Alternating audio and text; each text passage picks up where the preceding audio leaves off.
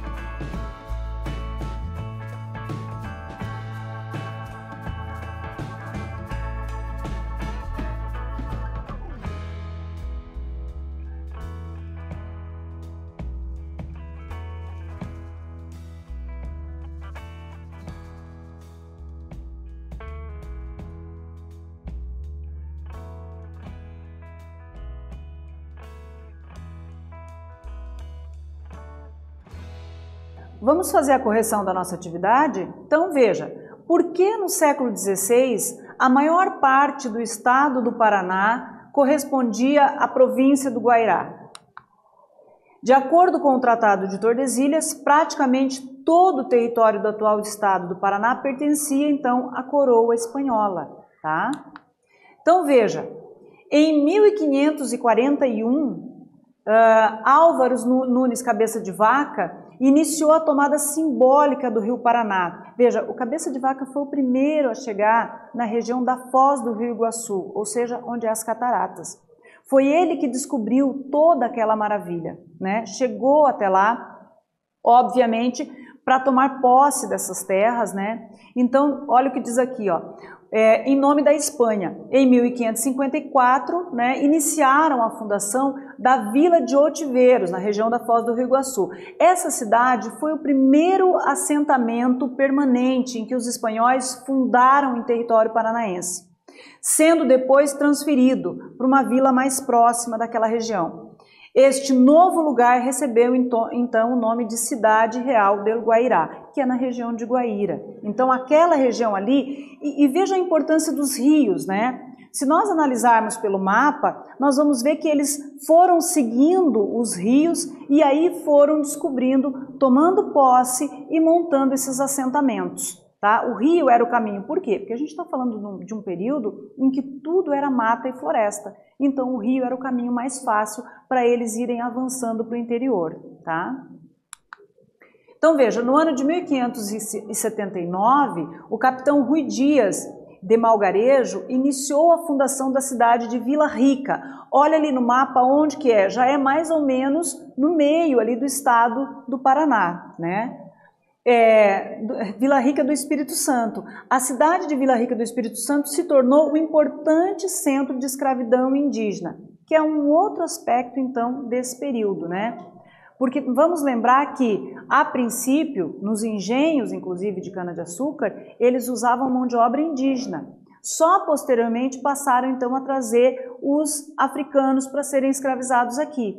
E aí, tinham vários grupos que entravam no interior desse território, do território do Brasil, para capturar os indígenas, para escravizá-los.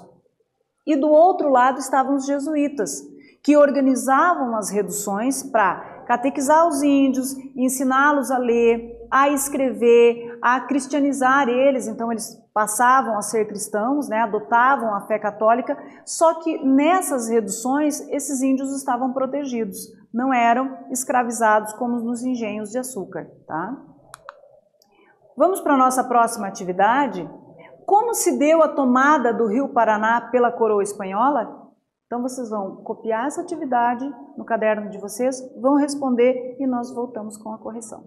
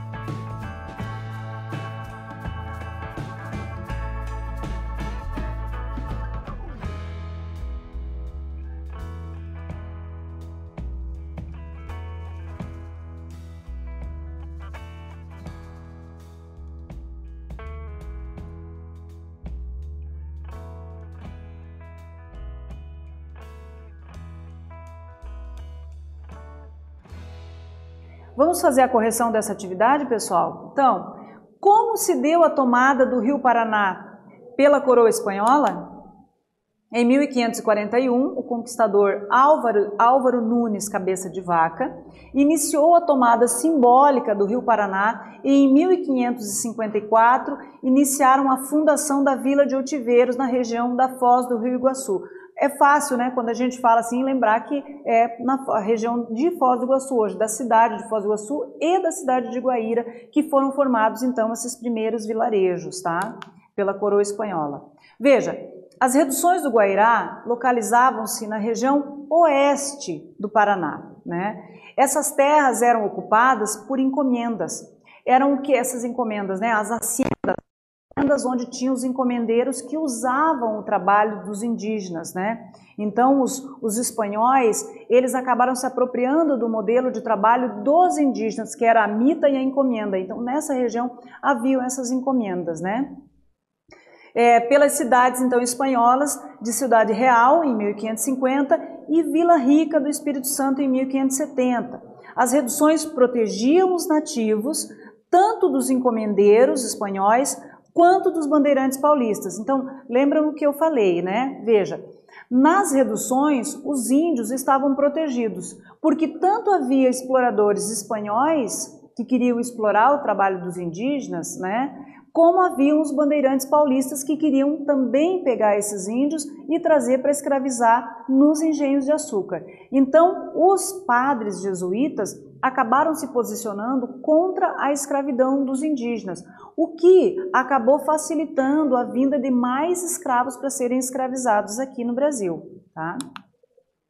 Então veja, as missões ou reduções eram aldeamentos, eram propriedades, né, organizadas, que reuniam indígenas tupi-guaranis, comandado então pelos padres jesuítas. Nesses espaços, os indígenas viviam em comunidade, trabalhavam, se dedicavam à agricultura, criação e artesanato e eram cristianizados. Então vejam, só que o índio, ele tinha que seguir uma disciplina rígida, né? Tinha o horário de acordar e da oração, o horário de trabalho, novamente oração. Então isso acontecia, essas orações, 3 vezes ao dia. E ele, se não seguisse essa disciplina rígida, ele era punido. Inclusive havia um tronco no meio do pátio dessas aldeias, né, desses aldeamentos, onde eles eram punidos com castigos físicos. E era interessante que eles produziam tudo o que precisava para essas reduções. Então eles trabalhavam na roça, produziam o seu alimento e eram então educados, né? Tanto que as primeiras escolas, né, vieram das ideias do modelo, melhor dizendo, que os jesuítas adotaram nos aldeamentos indígenas, tá?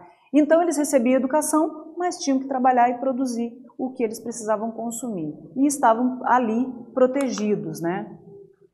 Veja, ao todo se estabeleceram 13 reduções. Então, na província do Guairá, como está aqui no mapa, cada lugar que tem essas cruzes eram aldeamentos indígenas.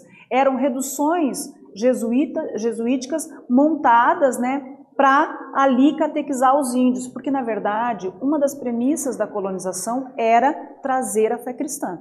Por isso era importante, foi criado, né, a Companhia de Jesus por Inácio de Loyola para catequizar os índios, ou seja, que eles não fossem mais pagãos e agora crescem no Deus dos europeus, tá? Então tinham 13 reduções que, para facilitar a comunicação e o comércio, se localizavam às margens dos principais rios. Novamente, então, nós vemos aí a importância dos rios como caminho, né, para entrar em contato entre uma e outra redução, tá bom? Então veja, em 1628, ó, já avançamos, né? Em 1628, os bandeirantes Antônio Raposo Tavares e Manuel Preto já atuavam capturando nativos nas imediações do rio Tibagi. Em pouco tempo, 11 das 13 reduções fundadas foram destruídas, restando em 1629 apenas 2 maiores e mais antigas, a Nossa Senhora do Loreto e São Inácio Mini, que até hoje tem um patrimônio histórico riquíssimo, tá? Vamos para a nossa última atividade dessa aula? O que eram e como funcionavam essas reduções jesuíticas? Então, vocês vão copiar essa atividade, vão responder e nós voltamos com a correção.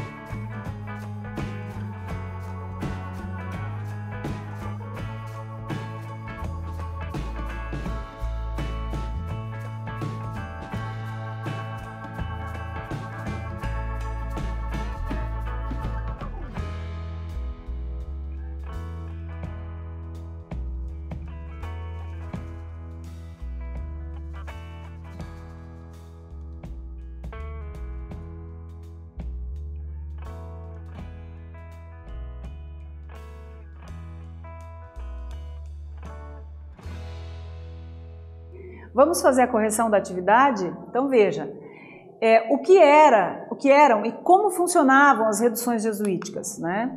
As missões ou reduções eram aldeamentos que reuniam indígenas tupi-guaranis comandados por padres jesuítas. Nesses espaços, os indígenas viviam em comunidade, trabalhavam, se dedicavam à agricultura, criação e artesanato e eram cristianizados. Tá? Vamos fazer a retomada então dessa aula. O que nós aprendemos sobre essa aula? Uma aula até bem diferente, né? Nós aprendemos sobre o Paraná espanhol. Então nós vimos que o estado do atual, onde é o atual estado do Paraná, melhor dizendo, né, era praticamente todo pertencente à coroa espanhola. Né? E de que forma que os espanhóis começaram a povoar, ou seja, ocupar esse espaço? Através dos aldeamentos indígenas, onde esses índios, na verdade, trabalhavam, recebiam a educação, recebiam a instrução da fé cristã, né?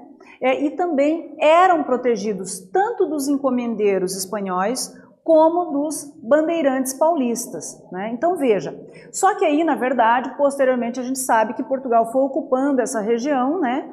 E aí ocupou e por isso nós hoje não falamos espanhol, né? Deixamos de pertencer à coroa espanhola e Portugal tomou conta e hoje nós falamos o português, senão nós hoje falaríamos espanhol, né? Falaríamos outra língua e teríamos talvez uma outra cultura.